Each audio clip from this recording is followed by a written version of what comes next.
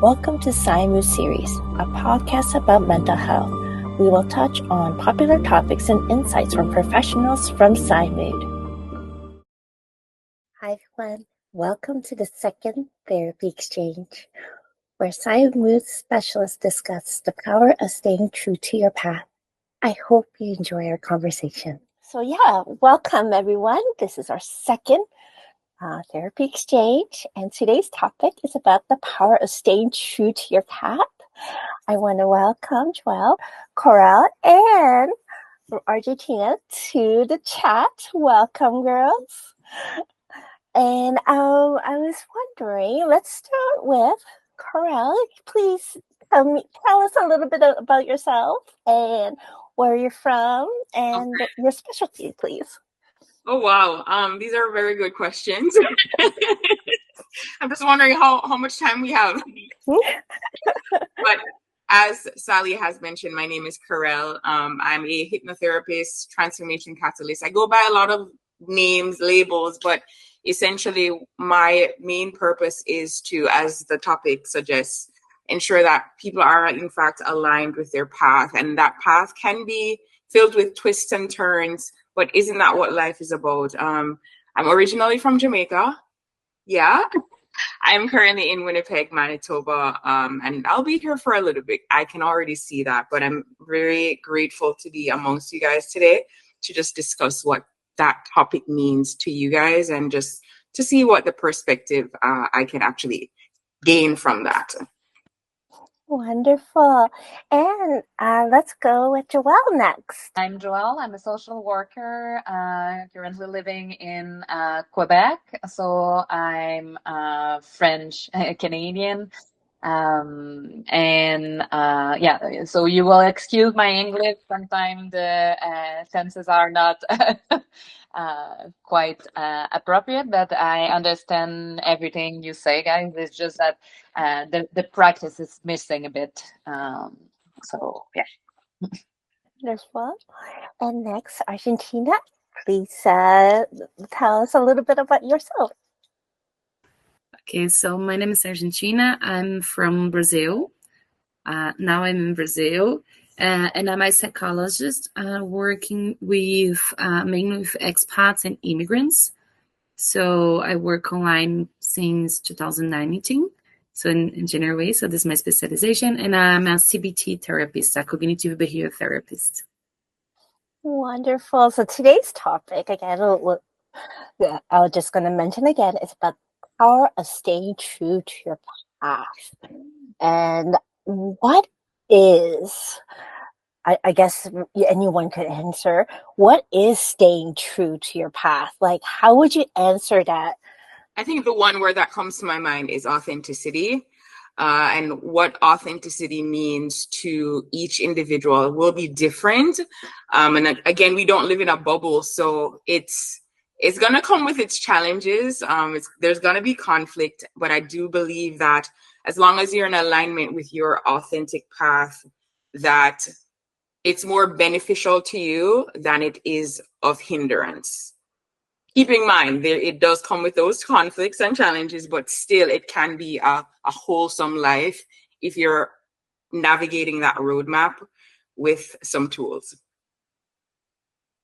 And how would you find your own path? Like Joëlle or Argentina, would you have any tips of like how would you find this path or how?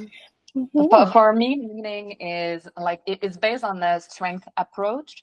So it's about values, about strengths, and like as Caurel said, like align yourself with your value and your values and your strengths, and like going forward to your objective with that in mind and keeping this authenticity. For me, this authenticity means like bringing your strengths and your capacity and your value to the world. Yeah. I do agree. And then I say like the path is usually the self-knowledge, because Joëlle said like, your authenticity, but sometimes we're not sure about this. Like how I'm authentic to what I am, what is really my beliefs, what's my cars. So I think when you're open to get to know about yourself, your own background, your own history, and then you really start to build this path, not just follow the path you want to nowadays, but really build, and then really be authentic with the things really believe about yourself. Yes. Yeah. I wanted to add to that too.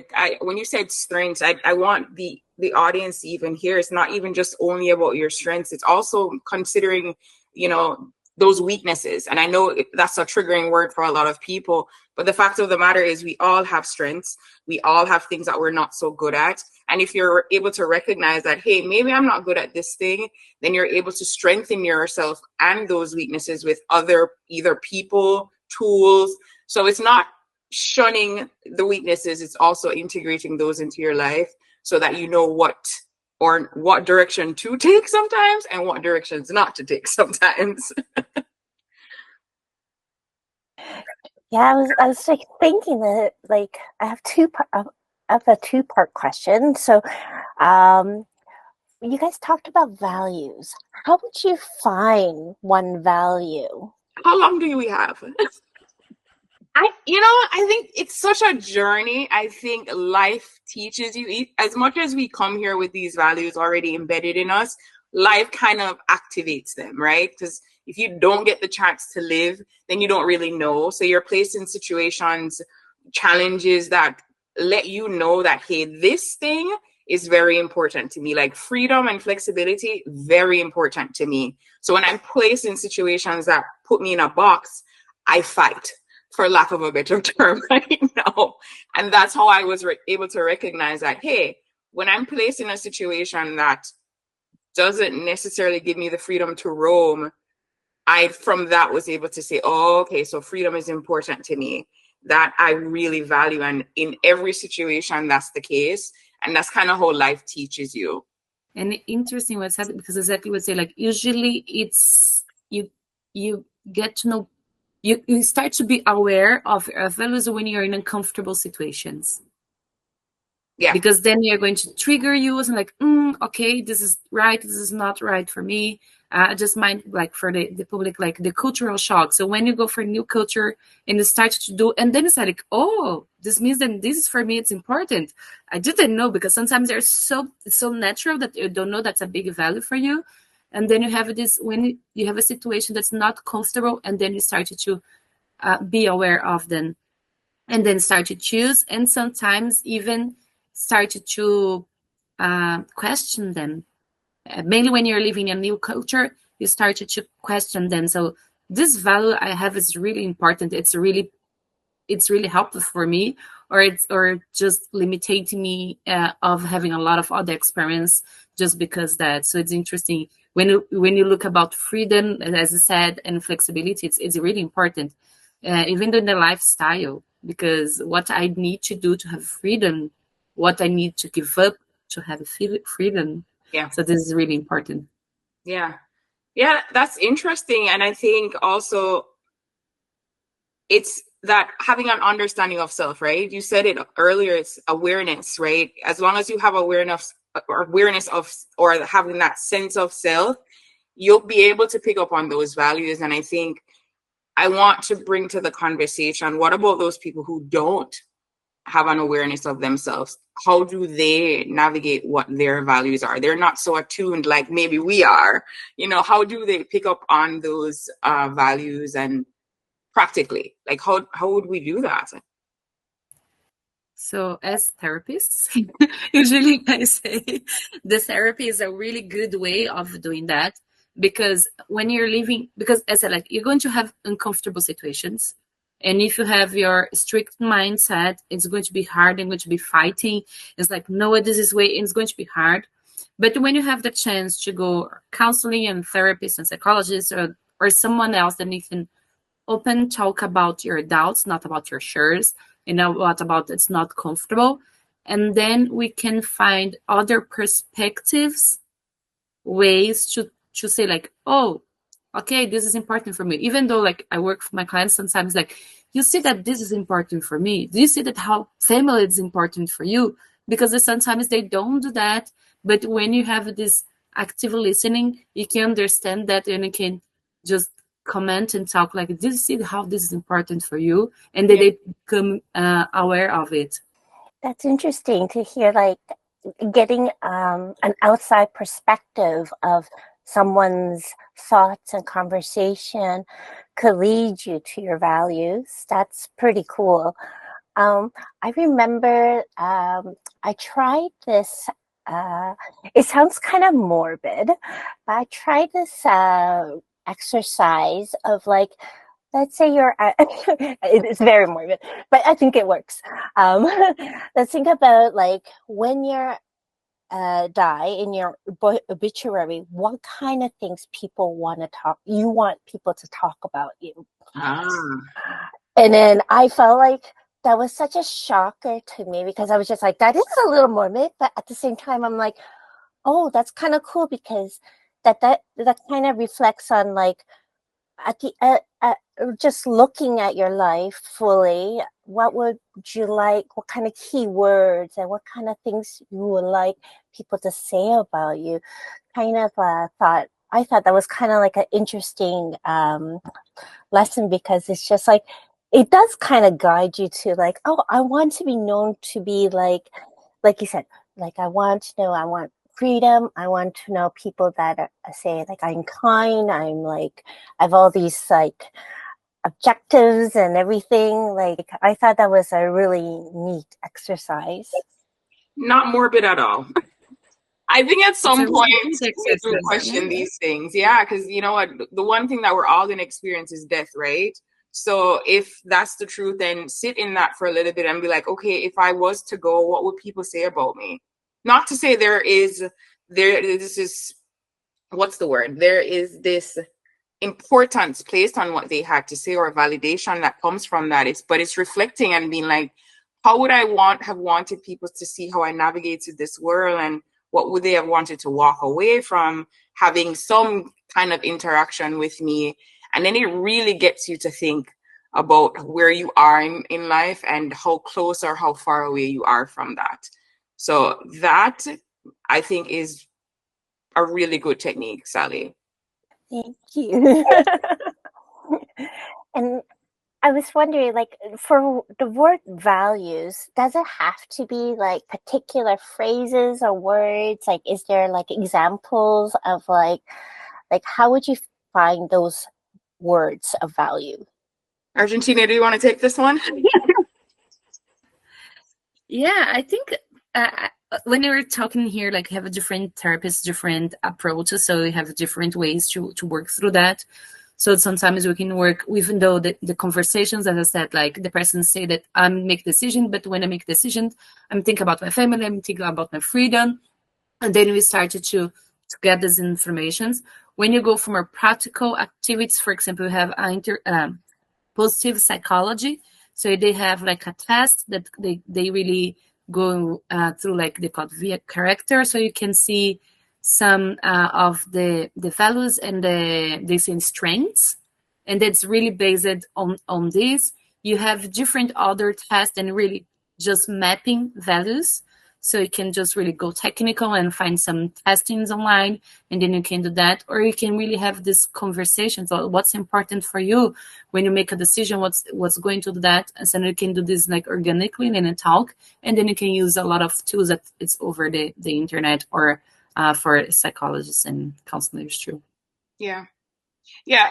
I find that a lot of times when people hear about values, you're right, they don't necessarily have the words, but then for whatever reason, if say they're going through a form where it's like, okay, what are your values? And someone gives them suggestions, right? By just kind of sifting through the words, for whatever reason, I've noticed it resonates, right? So you know the definition of the word, and then you read and you're like, whoa, there's something about this word that connects to me, right? And then you dive a little bit deeper into that, and then you get instances that just kind of pop to your mind, inspiration that says, oh yeah, I remember when this happened and this is why I responded the way. And that's when that awareness comes in. So you're not going to be able to do this sometimes on your own, and that's okay. However, for the most part, understanding that you need to find what works for you, because it won't be the same for everybody. And once you figure that part out, I'm not going to say it's smooth sailing, because it's a journey. But for the most part, it's a start. Because once you have your values are like your roadmap. It really guides you to be like, okay, well, if this situation doesn't align with my values, then it's almost impossible for me to even be myself and be authentic to who I am if these values do not, in fact, align. And this is one point you said about the meaning of the words is really important, because freedom for me can be completely different from freedom for you. Safety for me can be completely different from safety for you. And this is really important because you can have those lists, but it's exactly like what's the subjective aspect of that, Mm-hmm. what this really means for you. Yeah. It's really important too, because you're going to understand this guideline about why I make or not decisions. And sometimes, like I'm from the CBT, but sometimes can find distortions. Yeah. And then it's really, really interesting to talk about, like, okay, I think this is freedom. And then when you're going to talk about what you think about freedom, it's like, it's really freedom. Interesting. So what I think I'm hearing from you is that the perception of that word can be different for everybody.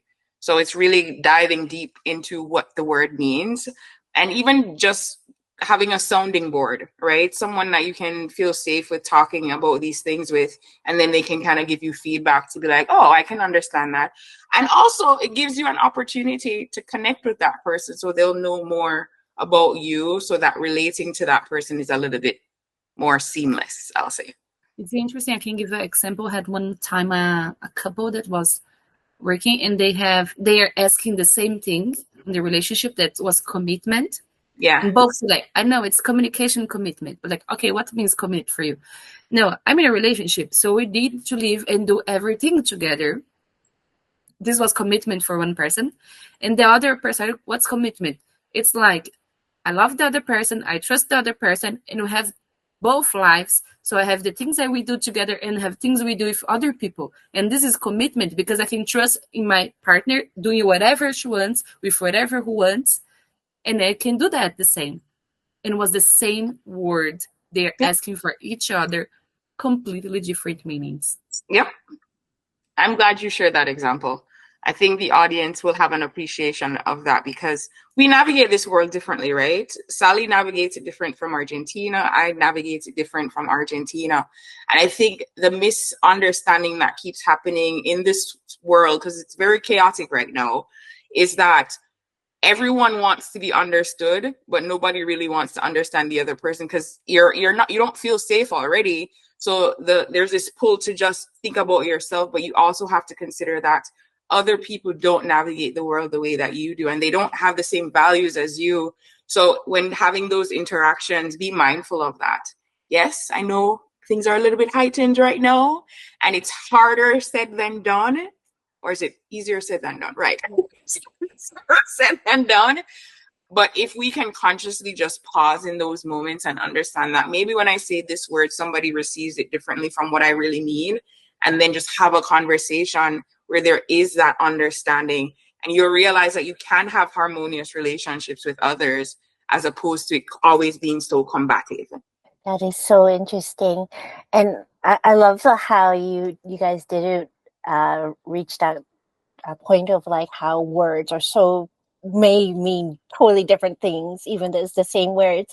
Sorry, going back to the word values, how many like values should one person have? Like, is there an ideal number?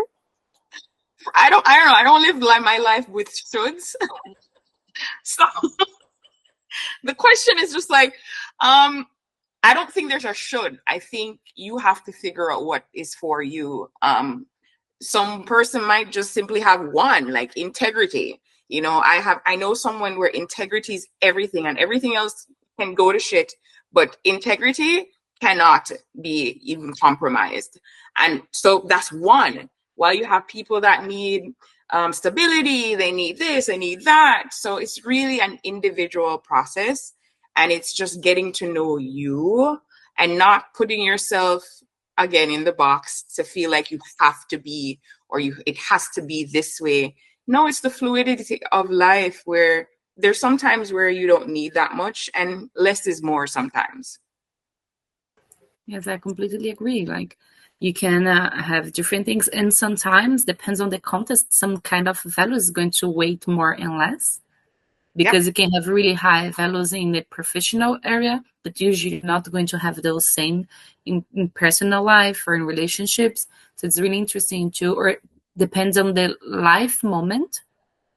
Because when I'm like beginning my career, maybe I have some values. When I have my families and other values, and then I can have different ones that's more important.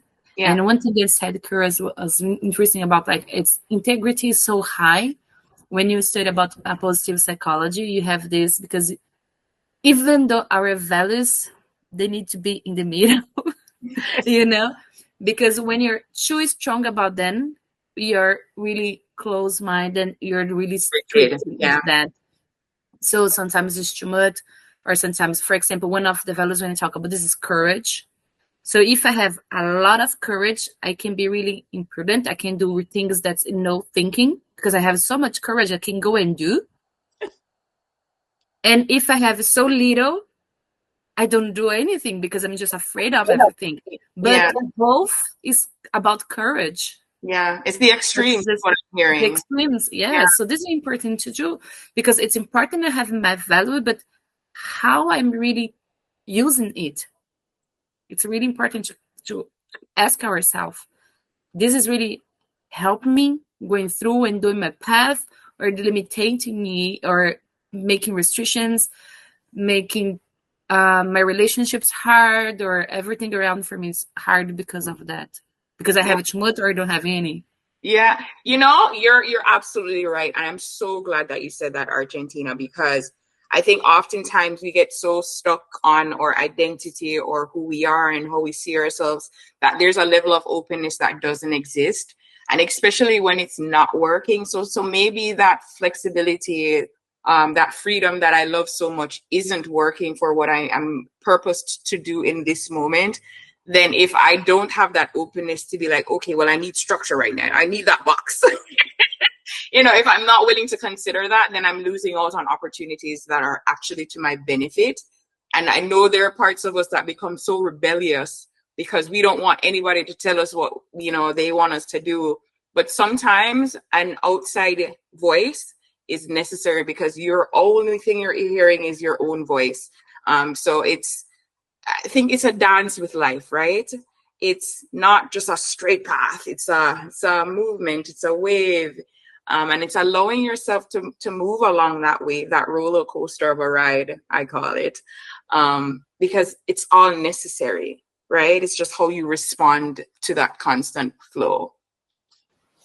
Yeah, I like that kind of brought me to like the idea of like, even though you have set values at this moment, what I think what I'm hearing is like they could change. You could change your values, correct? Yeah, I think fundamentally they are there. And correct me if I'm, well, in my opinion, I'll say, I think there's a foundation and you veer off of it sometimes, right? Because again, we're here in this life to learn lessons. And sometimes the lesson is in moving away from the thing that you think you are to learn what maybe you're not. Because we all have been conditioned with things that we think we are. We have a personality that this is just how I am. And sometimes those personality traits are coping mechanisms, right? It's what kept me safe in those moments that I felt the most unsafe. So it has now become a part of who you are, not realizing that you're not unsafe anymore. You're safe. And that thing that used to keep you safe is actually now hindering you. So that's where the changes come through, where there's some that are fundamentally you, and there's some that can be released. When you define your values, let's say, how would you lead your life to find that true path? You figured out your key words or your key values. How would you kind of navigate life and try to work with those values in mind? I think before even though how I can work with them, I think it's important to be aware of the consequence of it. Because when I know I have a big value about freedom, what's going to be, what the kind of people I'm not going to relate, or what kind of things I'm not going to do, or the opportunities or situation that's not with me. So just one example, I work online. And for me nowadays, working online, it's a must. I have a commitment this year that is in person. It's really important for me. I'm giving a lecture. It's going to be a great experience. But I say, next year, I can't. I can do some things in person, but some with flexibility and everything. But I cannot have appointment for the whole year in person, because it's going to implicit another things I would like to do. But then I have this commitment, because for me, if I have a commitment, I'm going to do. So, and this is the kind of thing. So like, what is more, the commitment, the opportunity, or my freedom? Then I can just choose my dates and have less things like, okay, no, I prefer this flexibility. So this is going to build. But if I want this flexibility, means that maybe I'm going to lose a lot of opportunities that I do need this commitment in person for a long time. And so I'm open for this consequence. Yeah. And I love that you said that, because I think we don't recognize that life is a choice. The things that we essentially do are from a space of choice, and consequences, first and foremost, isn't necessarily always a bad thing. Let's just talk about that first. It's not a bad thing all the time. There are good consequences. And it essentially boils down to just taking responsibility for your life. Yes. Right. And so I love the fact that you're like, you know what, I've committed to this, whatever comes from that, whatever choice I decide to make, that I'm just going to have to deal with the consequences of that. And that's beautiful, because you don't hear that often. There's a lot of blame game happening, and I don't think people understand. I don't think we as human beings understand that the more we blame is the more that we lose power, and power being I don't even know what word to use in this moment. Power being acceptance of the choices that you've made and the path that you've taken. And it's not going to be roses and sunshine. It's not. I don't think we would have come to this life if it was supposed to be that. But I said all of that to say that your path sometimes chooses you. And it chooses you in a very interesting way, because it might be the most uncomfortable thing that you'll ever have to do in your life. But that discomfort is very strengthening, right? And I'm speaking of my experience as well, where I did not expect to be in this field at all. At all. I was more numbers oriented and just, logistics and supply chain management. And to transition to this was through life's experiences. It was like, hey, it's lovely that you love numbers and you love the scientific aspect of things. Wonderful. No, you're going to have to get over here now. And it's time to be amongst people and view people from a different realm, a different perspective. And I think I view trauma from a different perspective than most, where I sometimes view trauma as a gift, because trauma, it wakes things up in you that you didn't even know existed. And it's painful. I want to admit that part. It's painful. However, there are parts of it that can be very beautiful, and it's just separating the beauty from the pain and releasing the pain and having a better understanding of self, for it all to make sense to you in the end. Because I'm sure it doesn't make sense right now. In the midst of it, it just doesn't make sense. But in hindsight, you're looking back and you're like, so you're telling me if I didn't go through that I wouldn't be who I am today. And I just need to let go of the pain. And once I let go of the pain, I can be able to navigate life feeling a little bit more whole. Yes. And then when you bring this, it's important. Like, for example, when you be aware of that and get our values as the way, then you say that how I can build that. As you said, like, okay, this is for me, it's important. So growing with trauma, it's something important for me. This can become a value for me. So this is going to lead that. And then I can focus on that. I can study more about that. I can get deeper on that. And then it's going to help me doing that. So when you're aware of that, when you're going to make choices in your life, this is more meaningful. Yep. So I thought about the consequences because it's meaningful. And then you're going to build your way that sometimes it's going to be exactly as everyone does. And sometimes it's going to be completely different that everyone does. Yeah. And that's okay. That's okay. I think a lot of people fear difference, not realizing that it's the different parts of you that make you you. And that's somehow this big soup. I call it a soup sometimes. You're throwing all these ingredients in, and that part of you is a part of the set of ingredients that was necessary for this soup to be such a wonderful stew, you know, and you not adding it, it's just bland. Ugh. You know?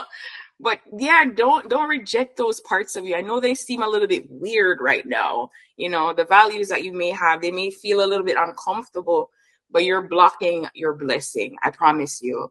Lean into some of those uncomfortable parts of you, because that's what makes you you. I won't say special because we're all special. So it kind of just diminishes the word. But it's what makes you you. Yeah. And Argentina, I really like the point where when you were talking about your example, that how you gave yourself a time limit of like, I'm going to try this for this year. And if it doesn't work, you're gonna change it next year. And I really like that you gave that time limit, because like I don't think a lot of people understand, like if you do decide to concentrate on one value, you don't have to stick with it forever. You don't have to be like, so stubborn. You could kind of give it a time limit and just work on that and try to develop that and look into it. And this is interesting because even though not just about the values, but any change, sometimes we think I cannot change my behavior, I cannot change my way of thought because people is going to judge me. But usually it's ourselves judging ourselves because they're so long with the same actions and doing everything. And it's going to be uncomfortable when people start to see me in a different way. Yeah. Even though it's the best way for me. And I think it's the part where it's not that other, because it's something that I've been through too. It's not that other people will see us different. It's that we're very uncomfortable with being different, right? And if we own that and accept that, then we can move beyond it. That meaning that being different isn't a bad thing. I mean, it's not all the way a good thing either. We're not going to try to do the extremes today, but being different it doesn't mean death anymore, guys. I get it. In the past, that may have been the belief, but it doesn't mean death anymore. It's saying, okay, if I am different, then what? It's just doing some introspection. Joëlle looks like she has something to share, and I'm gonna shut up now. It's great that Argentina say like the limit of time, but giving time is also important. Like the 1 year that you spend on it, working on it, giving time to manage with those part of yourself and those values. It's important, I think, to give time to those too. Like there is a time limit, but there is a time that is needed to. Yeah. And I like the part where you guys also talked about like trying to dismiss other people's judgment and also try to dismiss that also on yourself, like just to embrace this, like the growth and change and like letting go of the past. I think those were such really nice tips that, like when you're going through trying to find that path of yours, is like, don't be so hard on yourself. And I thought that was really nice. Yeah. The past sometimes I think has a hold on us as individuals, and I have to be honest about that and very transparent.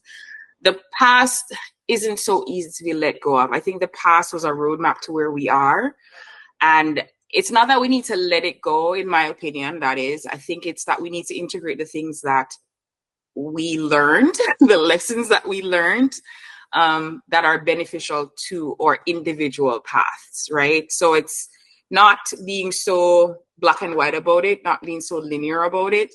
It's having grace and understanding that I don't know anybody that has not had trauma. Like, I think trauma is just a birthright at this point. It's just something that happens with life.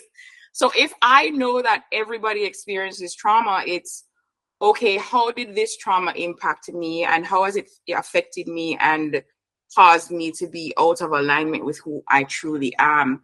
And that's the important question. It's not a judgment anymore, because we've all gone through it. So why judge something that is very common between all of us, right? And that has given me solace, and it has given people that I've worked with solace as well, where it's just like, okay, if that's the starting point, then how do we respond to life as it relates to the things that we're experiencing? Yeah, and I'm thinking about like self-compassion to in that process to embrace all those parts, but say, see, yeah, I had experienced a trauma, and I will just like be kind to myself, uh, a way that people maybe haven't been with me before, as parents, as family, or other. Yeah. Yeah. Yeah. Yeah, I was thinking, like, when you're thinking about your life's path, like, I feel like everybody's life is kind of split into, like, for example, like work life, family life, personal life, you know. Like, I guess, like, my question is, like, can you have different values in those kinds of life, like those kinds of, like, the work life, the family life, your personal life, and how would you navigate that? Or does people just choose one value for all those lives? This is such a good question. I think it's going to be different for all of us. For me personally, I have the belief that how you do one thing is how you do everything, and it has played out for me that way. And the way I navigate my personal life, the way I navigate my professional life is the same, because I'm only one person, and I don't want to wear multiple masks. It's a little exhausting. It's a little exhausting. So I would rather just show up as me, and if it doesn't work for someone, they have the right to tell me that, hey, you know what? When you're being this way, it doesn't work for me, and that's okay. There are other people that it will work for, and there's always someone else that you can find that it will work. But I don't think we should be so quick sometimes even to avoid or to dismiss or to not place ourselves in those uncomfortable situations with people that, you know, differ from us, because you'd be so surprised. The thing that you need to learn, they're very good at. And it's just a symbiotic relationship that can be molded if we give ourselves that opportunity, for sure. Love that. Yes, and then I agree with Caurel. You have, like, usually you have your core values, then they go through most of your life. But even though I think there are few values that can go ups and downs, as I said, about behavior, about emotions and everything. So it depends on the area you're going to use. There are few values going to be higher, and there are few that's going to be lower, and the other one's going to be more or not. For example, someone can be really family orientated, really together, and like people in gathering your social personal life, but they see that in the work environment, this is not something that needs to be the same level. So I can be a little of me. I have a client that she's a little like this. So she has her own thing. So she does her things, trying to get people together, but she has the limit because there's a professional level, and then she needs another part that is serious and competent, and that usually she doesn't need this at home. So sometimes it's like it's not exactly have a lot of selves, but each part of myself I'm going to put more or less in depends on the area I'm living with. But it's really important to see the core values, because this is going to go through all of them. Yeah, I agree. And it doesn't mean that you didn't have like conflict of values in those different roles. So Argentina just said what I wanted to say, that you have some core values that are everything, but sometimes, for example, at work, you have a conflict of values because you can apply this value as well as in another sphere of life. And you have to manage those conflicts, and sometimes you will learn more about your value themselves and about yourself when those conflicts of value, and maybe some value will change because it seems more important at the time. Exactly. I think it's just being realistic, right? Mm-hmm. I think we don't be so hard on yourself. Life is funny. Life is a mystery, is what I say. And things are not always going to be the same. So it's, again, that self-compassion component, like Joëlle had said earlier, is so important, because it has a way of handing you something sometimes that you think you're not able to cope with or manage, where you're very capable. It's just having some compassion. Yeah, that's it. No, I really love this chat. I think what all three of you brought to the table was so amazing, and I'm hoping that people will kind of look to themselves and see if they do have any core values, and if they can't figure out and they need a different person to hear, there's three beautiful people here that can listen to you and guide you to your path and values. So thank you again for all of you to join, and I hope you join the next one as well. So thank you. PsyMood is an online mental health platform that connects you with mental health specialists who speaks your language and understand your culture. You can find us at our website at PsyMood.com and on our social media channels on Instagram, X, Facebook, TikTok, LinkedIn at PsyMood. Don't forget to follow, like, and share, and comment. Thank you for existing.